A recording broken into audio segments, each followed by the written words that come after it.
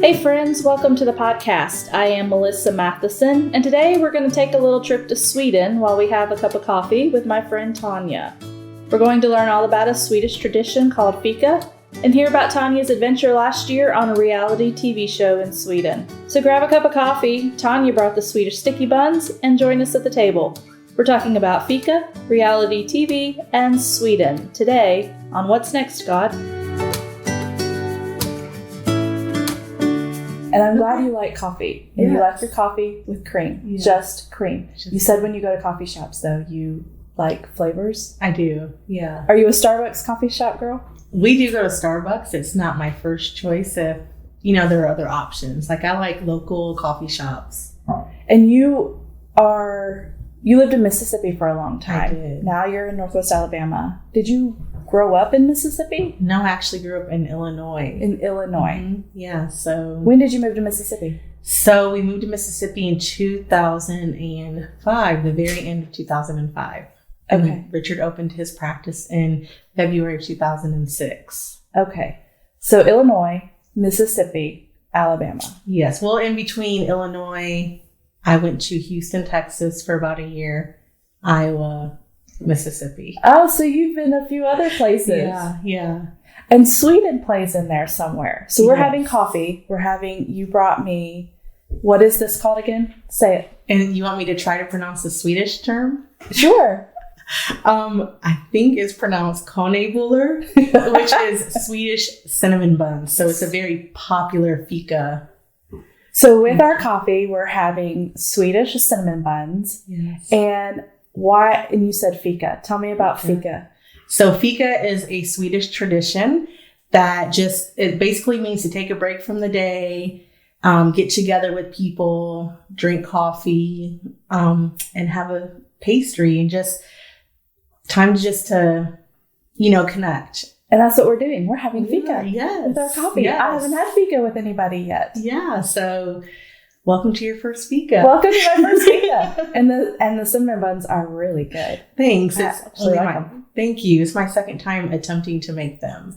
How did you learn to make them? Did you just watch a YouTube video? Actually, I did. I found this old couple making them. You can learn anything on YouTube. Yes. So I had some Swedish people give me their recipes, but they're in different, I think, in metric is that what Europe uses for their... Yes. For their measuring. And so I was having a hard time converting it, because it's not exact. And so I'm just like, let me find an English, American measurement. What do we use here? I don't even know. Something American. Yeah, something American. And so, anyways, I found this recipe on YouTube. And this old couple was in America visiting their son who lives here. So they made the video.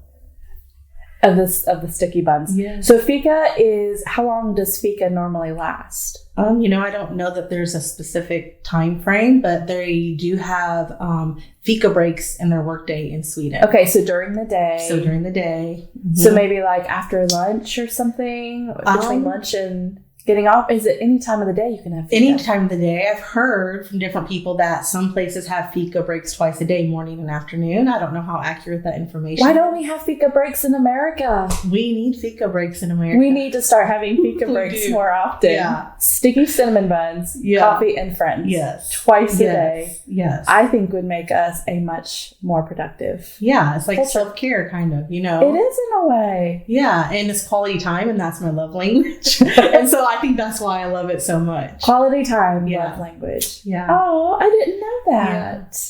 Well, we're having fika and loving on Tanya. Yeah. Tell me about Sweden. So why are you drawn to fika and things from Sweden? Are you Swedish? I am Swedish. Tell me, did you always know you were Swedish? I did, because growing up, there's a town in Illinois that I grew up about 45 minutes from. It's called Bishop Hill. And he's my great-great-great-great-great-grandfather founded that town. And he came from Sweden to America, and that is the first Swedish settlement in Illinois, and I heard even the Midwest. So he came to escape religious persecution.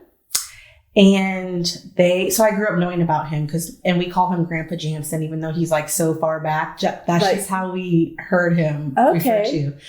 So he came over here, and there is a show in Sweden called Alt för Sverige, and it means they call it the Great Swedish Adventure for us Americans. So it's like a reality television show in Sweden. It is a reality TV show where they pick 10 Americans who come to Sweden, and they learn about their ancestors and about their lives and how they came to America and why they came to America. And you got picked to be on that show. Yeah, so my story is unique because they wanted to tell the story of my grandfather. And so I don't know, the producer had somehow heard the story about him. And so they looked for people in my family for really over a year. They wanted someone in season 7. I was in season 8. And so I just get this email in February from my second cousin saying, I think this might interest you. I feel like I'm too old to do this. And it's this email from this production company. And I was like, well, I'll respond. Like, I don't work, this would be fun.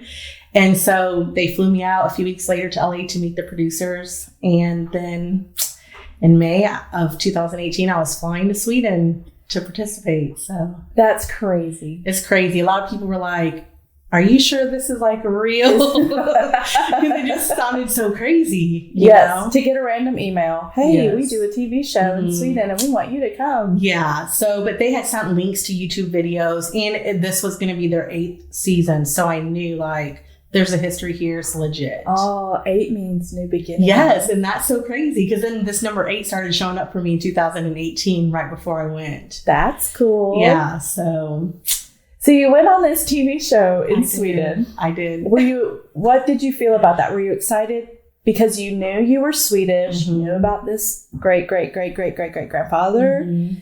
What did you feel about doing the show? Were you scared about it? Nervous? Excited? Yeah, so many emotions. I really thought, well, it was all expense paid trip. So honestly, I was like, hey, like, I knew the Lord had opened the doors because there's so many things I could tell you about just like, literally the number of people went through in my family, like people I'd never met who could not go. And then for my second cousin, even to skip over my aunt who would have went and sent it to me, like God's hand was in each part of this. So I knew it was from the Lord, but I didn't know how that would impact me once I got there. So I kind of went into it like, okay, I'm going to go. This is going to be an adventure. I'll learn about my family, learn some Swedish traditions to bring back to Adelaide, my daughter, and it'll be fun. How old is Adelaide? She's 10. She's 10. Yeah. She's got the most beautiful red hair. Yeah, thank you. I love her. She's so sweet. She is. And I've watched her grow up. She was just a little thing when I first met you. Yes. What did she think about you going? Because here you are, a mom and a wife, and you left your family for an indefinite amount of time. You didn't know how long you would be gone. Yeah, 7 days to 6 weeks. So they're like packed for up to 6 weeks. Wow. Tell me about the show. So the premise is it's like an adventure show. Yes. And what did you have to do on the show? So you go and there are competitions. And so you compete, and the person to win the show gets to meet their Swedish family and have like a big family reunion. And so I didn't really know what to expect. I watched a few episodes. I didn't watch a whole lot. And so you go and you meet 9 other people from all over the United States. And you are just like, the first night there, we stayed in a house together. I was sharing a bed with somebody I'd never met before in my life. So you just and we're in close quarters because we're traveling. Every 3 days was a new episode. So we're traveling in this van together, and you're just together nonstop. And so you get to know people very quickly and learn how to live together. It's just crazy. So every person who was there, they had, we had a coffer that we opened up at the beginning of every episode. And in that coffer, it was things from the region that we were in, because we traveled over the whole country. Like we were in the northern part, the southern part, east, west. And so inside that coffer, it would be somebody's box for their family. And they would get to go on what we called their special day. And so each person got to go to the location where their family was from. And inside that box was pictures and a letter telling about your family. That's cool. Yeah. And then you got to see different places, like if the houses were still standing. And like I got to go to the property where the house was. It's no longer there, but it's like there's a marker there because he's, from that area, he is very well known. So it was just really cool to get to go walk where your ancestors walked. How did that make you feel? I thought it was kind of like they kept wanting me to say like it's this full circle experience. And I was like, that is weird. I don't feel like this will affect me that way. But it was so emotional, and I did not realize how emotional I would be getting that opportunity. But really, the Lord just gripped my heart for that nation deeply in a way that I was not expecting, because I had never wanted to leave the United States, and I never had ambitions to go, spread the gospel in other nations, I guess. Like, I have a heart for people and I want everyone to know Christ, but it's not like I didn't have that desire to travel to nations and do it. Yeah. And so being in that nation, it's a very secular nation. Like, not one person or production team even believed in God. And so we met one family that we got to stay with who were believers, which was very unusual. And I just believe that was the Lord connecting me with people there. Yeah. Because it was a hard trip to be there with 9 other people. And there were a few people who professed, Jesus as their savior. And, but it was still hard to just, we're here kind of in a faith bubble at the ramp. And here in Hamilton. Yes. In our little bitty town in Northwest Alabama. And people with like-minded faith. And then you just go to this country and it's so different. So different. So different. Did you run into a lot of people that spoke English, or did they all speak Swedish? What did they speak there? Swedish? So Swedish is their language, but I would say probably 100% of the people I interacted with spoke English. Okay. But I would say a large percentage of Swedes speak English because it is now taught in school. And so... What was your most memorable experience from that trip? Of course, walking the land that belonged to your ancestors. Yeah. Was there another moment that sticks out to you from that trip? Oh, there were so many. Something that was really life-changing for me was we stayed with first-generational Swedes. And the reason why they wanted us to do that was so that we could connect with them and get to know like maybe how they felt being in a new country, like in comparison to like maybe that's how our ancestors felt coming to America, being first-generational Americans. And so we stayed with a family who was from Iraq, and they were Muslim.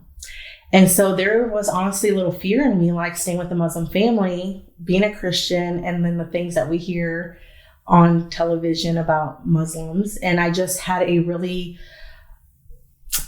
I don't even know, I guess a prejudice in a way against that religion, that faith. And there was fear of like the unknown of that. Mm-hmm. But what I learned through that is I got the opportunity to stay in their home. We got to eat with them, and I got to hear their story. And the Lord really dealt with me like, don't judge people. I don't, based off of their religion or what they believe or what they look like, because everyone has a story. And their story was so heartbreaking. And so my thoughts, like with all the refugee things we've had in the past, and should we let refugees into America?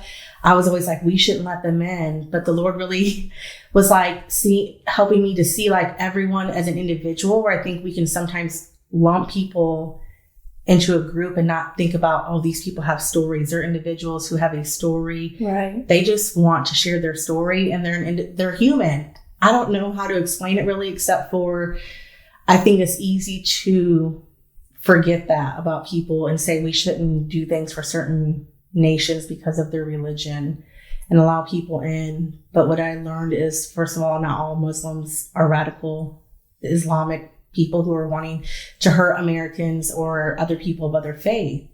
There are people who have a story, and I don't know, the Lord just did a huge work in my life through that moment of getting to stay with them and getting to know them. That's actually neat. I'm glad that they did that on this show for you guys. Now, how many episodes did you make it through the season? So I made it through episode 6. There's 8 episodes. So you made it almost to the end. Yes. We had to do a challenge with ABBA. Is that even how you pronounce that group's name? Yes. I should know that, right? I was in Sweden, but I had never heard of them before. My mom used to listen to them growing up. Well, they're Swedish, and I didn't know that. I didn't know they were Swedish. Yes. There's an ABBA museum that I got illuminated on the rooftop of, and so I know they're Swedish. But our episode that day, I guess I'm allowed to tell this. I don't think I'm under contract anymore.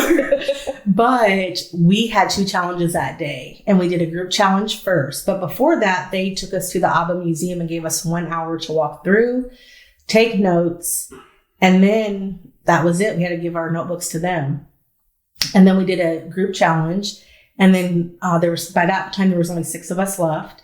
And so there was 3 in each team, and our team lost the challenge. And so from there, you had to do an individual challenge. So then we went to the ABBA Museum, and I lost because it was about questions about ABBA. And they could ask you anything from questions like, what was the color of the cat on Frida's dress? I mean, it was ridiculous things. And so that just wasn't your thing. It wasn't my thing. I feel like the other 2 people on my team, I know one of them was like a big ABBA fan, but I feel like they just had that advantage because they knew and had studied that, knowing that it was a possibility to have a challenge with those kind of questions. So how long did you end up being in Sweden total? So almost 5 weeks. Wow. Yeah. Well, yeah, about 4.5. Yeah. So what was that like coming home after being there? Bittersweet, I'm sure. Yes. I mean, I was ready to see Adelaide and Richard. Yes. But literally my heart, I feel like I left a piece of it there. It was so hard, and I did not know that was going to happen. Like, I kind of grieved being home. It's like this weird thing where you want to be with your family, but your heart is so still there. Yes. And I did not know how to explain that to people. I don't think a lot of people understood that unless they had been to another nation and their heart had really been gripped for that nation. Mm-hmm. And so I remember talking to Christy Woodfin, who, she's going to South Korea. A friend of ours. Yes. And she, for the first time, was somebody who could identify with what I was feeling. Like, just, you want to be there. Yeah. I don't know how else to explain it, except for if the opportunity came tomorrow for me to go, I would go. Back to Sweden. Mm-hmm. And I would even do long term. Do you think it's because that is part of your heritage, or was it something specifically about that nation and those people? What do you think is that draw for you? I think it's the nation and the need for God that just broke my heart. Mm-hmm. Because they don't feel like they have a need for God. And when we were there, the family that we got to know that were believers, I asked them, I said, why don't you think that Swedes believe in God? And she said, we don't feel like we have a need for him because we are such a wealthy country. We are self-reliant. So there's no need. Mm-hmm. And so they just go through life, and it's very empty, and that there's a lot of depression and emptiness and loneliness. And it just broke my heart. What surprised you the most about Sweden? How much they were anti-God. I mean, it was shocking because in America, we're quote unquote a Christian nation. Mm-hmm. And so to talk about God openly is nothing big, like we can do it and no one's going to look down on you. In Sweden, when the episode about my family, which was episode 3, we were in a church, and afterwards we call them sinks, where they would interview us. And I was so emotional after hearing that these people, why they had turned their back on God. Because at one time, Sweden, back in the early 1800s, it was the law that you had to go to church, but the government used it as a way to control the Swedish people. And so there was just a lot of bad things that had happened during that time that had turned people off to God, really. Mm-hmm. So I was just so emotional. And I didn't know how much, because in the beginning of each episode, they share about people. And of course, I wanted to share my testimony. I didn't know how much of that they would put on television because I knew that it was a secular nation. But they did put some. And then they did let me talk about God. And that really, we got a lot of backlash from that. Really? Yes. So the show only aired in Sweden, and it's in Swedish.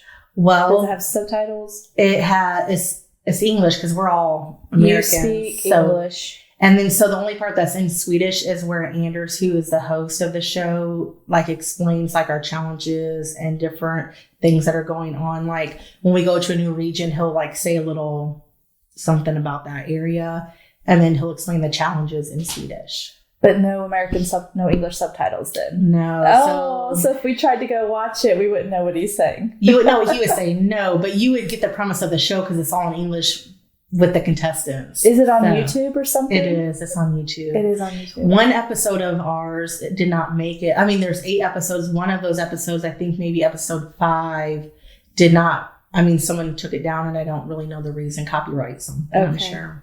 Yeah. So, well, I may have to go look it up. Yeah. I saw a lot of your pictures and I kind of followed the journey a little bit because while you were there, you couldn't have any contact with anybody. no, they took our phones. So I had no cell phone the entire time I was there. So they didn't want us spoiling anything. So they took our phone, like literally we handed them our phones our first full day there. Yeah. And they put them in an envelope and kept them until we left. That's not scary at all. Yes, I know. And I think that's what freaked people out too. Because they're like, this is weird. Like they're taking your phone. And then when you came back, you were not allowed to talk about the show. Right. For how long did it air? It did not air until September, which was early because normally, like this week, the season 9 just premiered. So we had started like a whole month early. Our season did. Okay. So I came back in June. I could not say anything until it started to air. And then, of course, I couldn't say anything about any episode until that episode aired. Yes. Not even your family? You didn't tell? Oh, I did. Because how do you not? Like, you're sitting on the couch next to Richard watching the show, and he's like, so what happened? Yeah. You don't say I can't tell you. Right. And, of course, like, they wanted us to, like, a party, and so I had, like, the Barnetts and the Smalleys over. Some other friends of ours. Yes. And so they watched, the premiere with me, and so there were things that...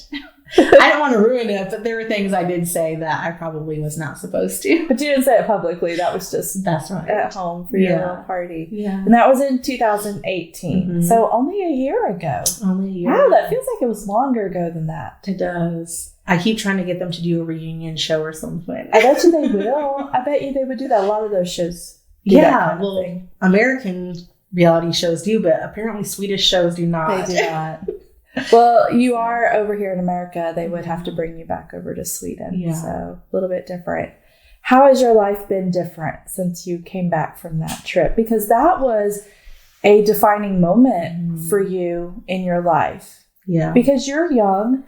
You are a wife. You have a little girl. Were you in school? Yes, actually, I was finishing up my last class and had gotten accepted into a master's program. So you're in school, you have all of these things going on, life interrupted with this opportunity. What do you think? Well, one, how are you different now? But how different would your life be if you hadn't taken that trip? Yeah. Well, I didn't finish that class. I still have not. Because I was like, I'm going to Sweden. Like, I'll finish this when I get back. And I couldn't start the master's program because it was starting in May. Yeah. So there's no possible way for me to start it. Because I got accepted to the University of Alabama for their master's in social work contingent. I would finish that math class. Right. So I was like, I can do this when I get back. And then I still haven't done it. So my life would be different. And then I'd have my degree and be almost done with my master's. Yeah, if you hadn't gone. Yeah, but then life, here you go, an opportunity. One of those really kind of divine assignments is what it sounds like from the Lord. Mm-hmm. I really feel like that because when my grandfather left Sweden, he cursed that nation. And he wrote a farewell letter saying that he hoped that their judgment would be worse than Sodom and Gomorrah. I mean, he left on really bad terms. And so I felt like part of the assignment that the Lord sent me there for was to break off those generational curses. Wow. And so I don't know, moving forward, I know based on dreams and words that I will be going back. I mean, I know I'm going back for sure next year, but I don't know what that looks like in the big picture of how God wants to use me over there. You were studying social work? I was. And so you could technically go back, finish your degree. Do you think that's something that could be valuable if you went back to Sweden? Or what would you do in Sweden? Oh, my heart to go back and just share the gospel. And I don't know what that looks like, or having Fika with everybody. Fika with everybody. And let's just talk about Jesus. I love that. Jesus loves Fika. Jesus loves Fika. Yes. I should make a shirt. You should make a shirt. Pass them out. Yeah. Because I love Fika too. Yeah. It's great. So I don't know. I don't know what the Lord's going to do. I am going back next year. And so like going back, not like you hope, but you are planning a trip to go. I am going back in November. You are? Next November. November 2020. Yes. And there's a specific assignment. I don't know. Do you want me to share that now? That's entirely up to you. Okay, so what's next? So I'm going back to Sweden in November 2020. I was given the opportunity to go speak at a school there. It's called School of the Supernatural.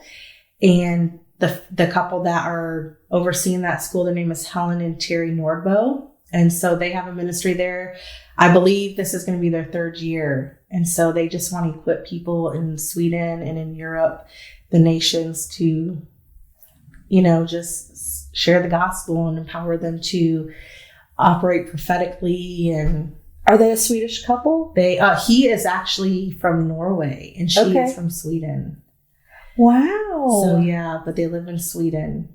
So you're going to go over in November, teach a few classes? Yes. So Pam Barnett is going with me. So Pam and I will be going. She will be teaching 2 sessions and I will be teaching 2 sessions. That's going to be a lot of fun. Yeah. So I'm super excited about that because the Lord began speaking to me in January of this year when I was praying for the nation, because literally every day it's on my heart. It burns in me for that nation and the leaders. And so I pray about it every day because it's just on my heart. And I just heard the word awakening. And, that's part of what we do here at the Ramp is awakening. Mm-hmm. And so that's what I'm seeing for Sweden, that there's going to be a great awakening there. I just believe that salvation, signs, wonders, miracles. I just believe that they're going to see revival.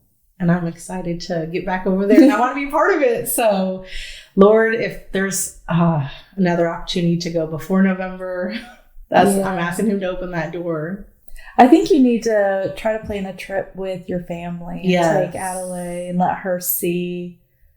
Because sometimes I know that God has assignments for us as mothers, but then I wonder if sometimes the things that he doesn't take us to are not for the generation after us. Yes. Like it puts a seed in them and plants something in them that one day is going to change their lives because of what we walked through. And then they're going to start stepping into an inheritance from what we've done in our life. Yeah. So I would love for you to get to take her over there with you one day. She wants to go. She told me when I got back, I want to go to school over there. And so, I don't know. I do want to take her. And I have even talked about going in the summers, staying the whole summer and having her go and be a part of that. That would be fun. Do they go to school year round there or they don't? Like we... Yeah, I don't really know what their school year is, to be honest. Okay. They were in school while we were there. Some European schools do that. They go year round.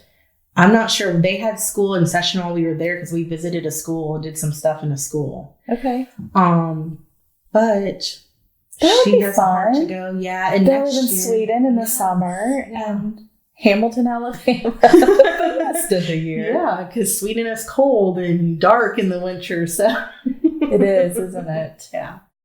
We got to go to the north where, it stays light all the time. And so it didn't get dark while we were up there. That's odd. Yeah. I don't know that I would like that. Yeah, it was hard. It messes with your mind because you're like, But even in Stockholm and in other parts of Sweden, the sun would not set until, depending on where we were at in the country, at least 10 o'clock at night. And then it would start to come up 3:30. And so it was crazy to be in a place where the sun was coming up so early and your body would want to wake up if you saw sunlight. Yeah. So, well, I'm seeing a Fika cookbook in your future. I don't know about that. I haven't really mastered the Swedish cooking style yet. No, but you could.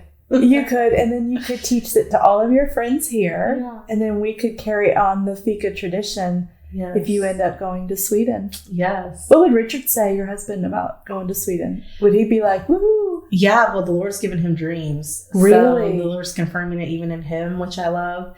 So he has had dreams about us traveling back and forth. And so... that would be exciting. Yeah. So I love that the Lord is confirming that in him. Yeah.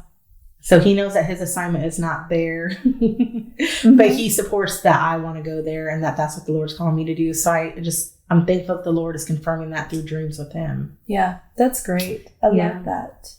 I'm glad you got to come have Fika with me. Yes, thank you for and to having teach me all about it. It was great. Yes, it was fun. Thank you so much.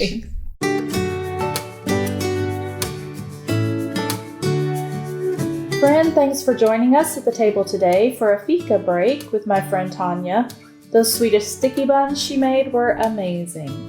I don't know about you, but I love Sweden's tradition of a Fika break during the day. Coffee and pastries with friends. What could be better? If we're not connected yet on social media, let's be friends. You can find me on Instagram or Facebook under the name Melissa Matheson. That's math, like 4 + 1 = 5, I before E, son, S-O-N, as in my 17-year-old son who recently found an old flip phone and has been carrying it around in public pretending like he's actually using it. But we'll save that story for another day. Friends, I hope you plan to join us each week on Mondays and Wednesdays as we sit around the table, have a cup of coffee, and talk about what's next, God.